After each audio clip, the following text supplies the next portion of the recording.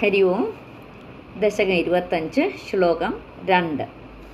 ദൈത്യേ ദിക്ഷു വിസൃഷ്ടചക്ഷുഷി മഹാസംരംഭണിസ്തംഭതഃ സംഭൂതം ന മൃഗാത്മകം ന മനുജാകാരം വപുസ്തേ വിഭോ. കിം കിം ഭീഷണമേതദദ്ഭുതമിതി വിഭ്രാന്തചിത്തേ സുരേ വിസ്ഫൂർജദ്ധവളോഗ്രരോമവികസദ്വർഷ്മാ സമാജൃംഭതാഃ. സർവത്ര ഗോവിന്ദനാമസങ്കീർത്തനം. ഗോവിന്ദ ഗോവിന്ദ. ഹരേ നാരായണ ഹരേ നാരായണ ഹരേ നാരായണ ഹരേ നാരായണ ഹരേ നാരായണ ഹരേ നാരായണ ഹരേ നാരായണ ഹരേ നാരായണ ഹരേ നാരായണ ഹരേ നാരായണ ഹരേ നാരായണ ഹരേ നാരായണ. പദച്ഛേദം നോക്കാം. ദൈത്യേ ദിക്ഷു വിസൃഷ്ട ചക്ഷുഷി മഹാ സംരംഭിണി സ്തംഭതഃ. ദൈത്യേ ദിക്ഷു വിസൃഷ്ട ചക്ഷുഷി മഹാ സംരംഭിണി സ്തംഭതഃ. ദൈത്യേ ദിക്ഷു വിസൃഷ്ട ചക്ഷുഷി മഹാ സംരംഭിണി സ്തംഭതഃ.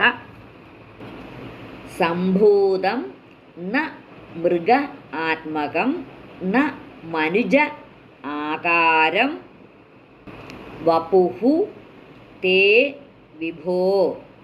സംഭൂതം ന മൃഗാത്മകം ന മനുജാകാരം വപുസ്തേ വിഭോ. കിം കിം ഭീഷണം ഏതത് അദ്ഭുതം ഇതി വ്യുത്ഭ്രാന്ത ചിത്തേ അസുരേ. കിം കിം ഭീഷണം ഏതത് അദ്ഭുതം ഇതി വ്യുത്ഭ്രാന്ത ചിത്തേ അസുരേ. Kim Kim ഭീഷണമേതത് അദ്ഭുതമിതി വിഭ്രാന്ത ചിത്തേ സുരേ. ചിത്തേ അസുരയാണ്. അവിടെ പ്രശ്ലേഷമായതുകൊണ്ട് നമ്മൾ ചിത്തേ അസുരേ എന്ന് എടുക്കത്തില്ല, ചിത്തേ സുരേ എന്നേ പറയുള്ളൂ. പക്ഷെ സുരേ അല്ല, അവിടെ നിർത്തരുത്. സുരേ എന്ന് പറഞ്ഞാൽ അർത്ഥം മാറിപ്പോവും. ചിത്തേ അസുരയാണ്. പക്ഷെ ഭ്രാന്ത ചിത്തേ സുരേ, ചിത്തേ സുരേ ഒരുമിച്ച് വായിക്കുമ്പോൾ. വിസ്ഫൂർജത് വിസ്ഫൂർജത് ധവള ഉഗ്ര രോമ വികസത് വർഷ്മാ സമാജൃംഭതാഃ. വിസ്ഫൂർജത് ധവള ഉഗ്ര രോമ വികസത് വർഷ്മാ സമാജൃംഭതാഃ.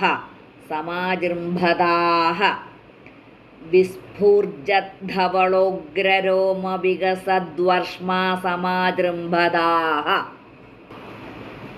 ദൈത്യേ ദിക്ഷു വിസൃഷ്ട ചക്ഷുഷി മഹാസംരംഭണി സ്തംഭതഃ സംഭൂതം ന മൃഗാത്മകം ന മനുജാകാരം വപുസ്തേ വിഭോ. കിം കിം ഭീഷണമേതദദ്ഭുതമിതി വിഭ്രാന്തചിത്തേ സുരേ വിസ്ഫൂർജദ്ധവളോഗ്രരോമ വികസദ്വർഷ്മാ സമാജൃംഭതാഃ.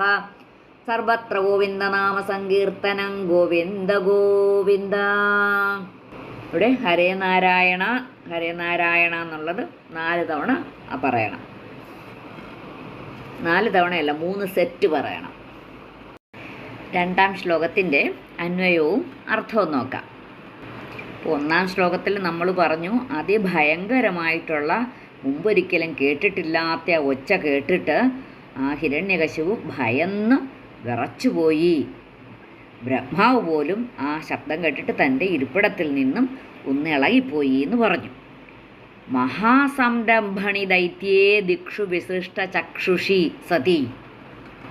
മഹാസംരംഭണി ദൈത്യേ, മഹാസംഭണി എന്ന് വെച്ചാൽ വല്ലാതെ ആ ദേഷ്യം, ആ ക്രുദ്ധനായി തീർന്ന ദൈത്യേ, ആ അസുരൻ, ആ ഹിരണ്യകശിപു ദിക്ഷു വിസൃഷ്ട ചക്ഷുഷി, അസുരൻ ആ 4 പാടും നോക്കാൻ തുടങ്ങി. ഈ ശബ്ദം ഇത് എവിടുന്നാ വരുന്നതെന്നും പറഞ്ഞ് വലിയ ഒരു ശബ്ദം കേട്ടു.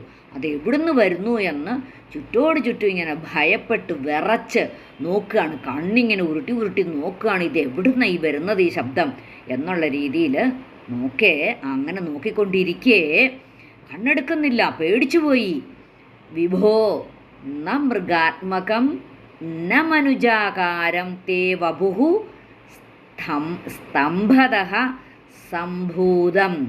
വിഭോ, അല്ലയോ സർവവ്യാപിൻ, അല്ലയോ ഗുരുവായൂരപ്പ, ന മൃഗാത്മകം, മൃഗസ്വരൂപിയുമല്ലാത്തതും, ന മനുജാകാരം, എന്നാൽ ആ മനുഷ്യൻ്റെ സ്വരൂപമല്ലാത്തതുമായ തേവഭുഹു, അവിടുത്തെ ആ ശരീരം, സ്തംഭതഃ സംഭൂതം, ആ തൂണിൽ നിന്ന് പുറത്തേക്ക് ചാടി ഇത്രയും വലിയൊരു ശബ്ദം ഉണ്ടാക്കിക്കൊണ്ട്, അല്ലയോ സർവവ്യാപിൻ, അല്ലയോ ഗുരുവായൂരപ്പ, ആ മൃഗസ്വരൂപമോ മനുഷ്യസ്വരൂപമോ അല്ലാത്തതായ അവിടുത്തെ ആ ശരീരം തൂണിൽ നിന്നും പുറത്തേക്കൊരു ചാട്ടം ചാടിയല്ലോ.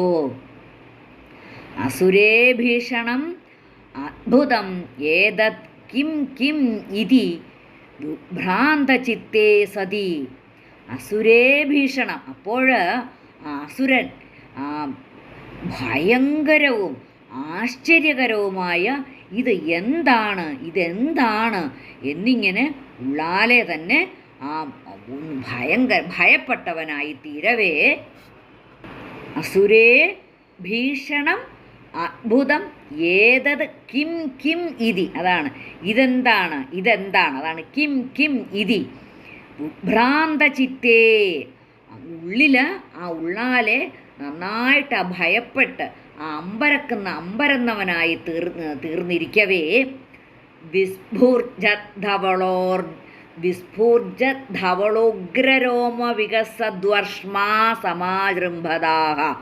വിസ്ഫൂർജത് എന്നുവെച്ചാൽ എന്തോന്നാണ്, അവിടുന്ന് ഭഗവാൻ ആ ഭയങ്കരമായിട്ടിങ്ങനെ എഴുന്നു നിൽക്കുന്ന ആ വെളുത്ത ഊർത്ത ആ രോമങ്ങൾ ഇങ്ങനെ ഭയങ്കരമായിട്ട് അതെല്ലായിടത്തും വ്യാപിച്ച് ആ പെരുകി വരുന്ന ഭയങ്കരമായിട്ട് വലുതായി വരുന്ന ആ ഉടലോട് കൂടിയവനായിട്ട് അങ്ങോട്ട് വളരുവാൻ തുടങ്ങി. വിസ്ഫൂർജത് അതാണ് പറയുന്നത്, എഴുന്നേറ്റ് നിൽക്കുന്നത്. അതിങ്ങനെ അങ്ങോട്ട് ആ രോമം എഴുന്നേറ്റ് നിന്നപ്പോഴത്തേനും നല്ല ഭയങ്കര ഒരു പ്രകാശമുണ്ടായി എന്ന് പറഞ്ഞ കാര്യം എന്ന് വെച്ചാൽ വെളുത്തതായിരുന്നു. ആ രോമങ്ങൾ വെളുത്തതായിരുന്നു. അതിങ്ങനെ പരന്നപ്പോൾ ആകാശം മുട്ടയായി, ആകാശം മറഞ്ഞു.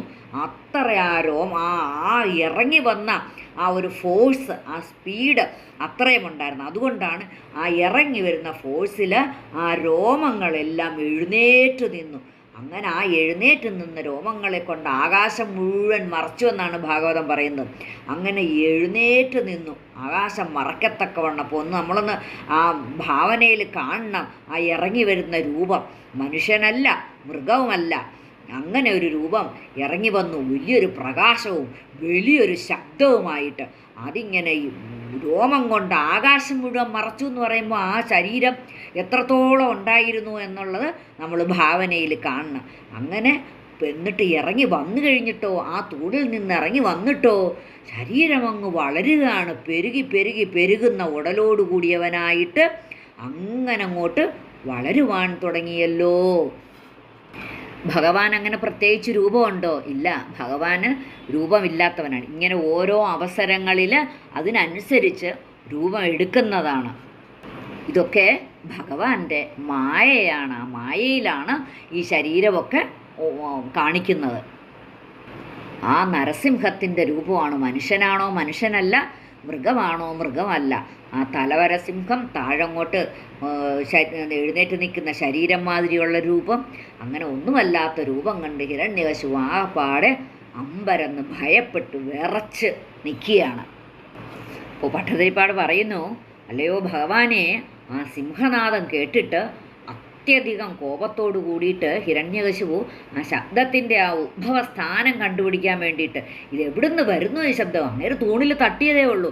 അപ്പോഴത്തേന് ഈ ശബ്ദം എവിടുന്ന് വരുന്നു എന്ന് കണ്ടുപിടിക്കാൻ വേണ്ടിയിട്ട് എല്ലാ ദിക്കിലേക്കും 4 ദിക്കുകളിലേക്കും തൻ്റെ കണ്ണുകളെ ഇങ്ങനെ പെട്ടെന്ന് ആ ഭയം ഉണ്ടല്ലോ അപ്പോൾ ചലിപ്പിച്ചുകൊണ്ടേയിരിക്കുന്ന ആ അവസരത്തിൽ സർവവ്യാപിയായ അവിടുന്ന് ആ മൃഗാകാരവും മനുഷ്യാകാരവും അല്ലാത്ത ആ ഒരു സ്വരൂപത്തോടുകൂടെ തൂണിൻ്റെ ഉള്ളിൽ നിന്നും വെളിയിലേക്ക് ഇറങ്ങി വന്നു. അതിഭയങ്കരവും അത്യാശ്ചര്യകരവുമായ ആ രൂപം എന്താണെന്ന് ചിന്തിച്ച് ആ ഹിരണ്യകശിപു ആ ദൈത്യേന്ദ്രൻ സംഭ്രമിച്ച് നിൽക്കുമ്പോൾ അവിടുന്ന് ആ ഒരു വെളുത്ത വർണ്ണങ്ങളായിട്ട് ധവള വർണ്ണങ്ങളായിട്ട് ആ വിടർന്നിരിക്കുന്ന ആ തൂണിൻ്റെ ഇടതൂർന്ന ആ കുഞ്ചിരോമങ്ങളെ കൊണ്ട് ആ ഭയങ്കരമായിട്ട് ശോഭിക്കുന്ന ഒരു ശരീരത്തോടു കൂടി ആ ഭയങ്കരമായിട്ട് അങ്ങോട്ട് വളരുവാൻ തുടങ്ങി. ഇവിടെ ഭഗവാന്റെ അവതാരം അതാണ് സർവത്ര ഗോവിന്ദനാമവും പറയണം, നാരായണനെ സ്തുതിക്കുന്ന നാരായണഹരെ പറയണമെന്ന് പറഞ്ഞത്. ദൈത്യേ ദിക്ഷു വിസൃഷ്ടചക്ഷുഷി മഹാസംരംഭിണി സ്തംഭതഃ സംഭൂതം ന മൃഗാത്മകം ന മനുജാകാരം വപുസ്തേ വിഭോ കിം കിം ഭീഷണമേതദ്ഭുതമിതി വിഭ്രാന്തചിത്തേ സുരേ വിസ്ഫൂർജദ്ധവളോഗ്രരോമവികസദ്വഷ്മാസമാജൃംഭതാഃ. സർവത്ര ഗോവിന്ദനാമസങ്കീർത്തനം. ഗോവിന്ദ ഗോവിന്ദ.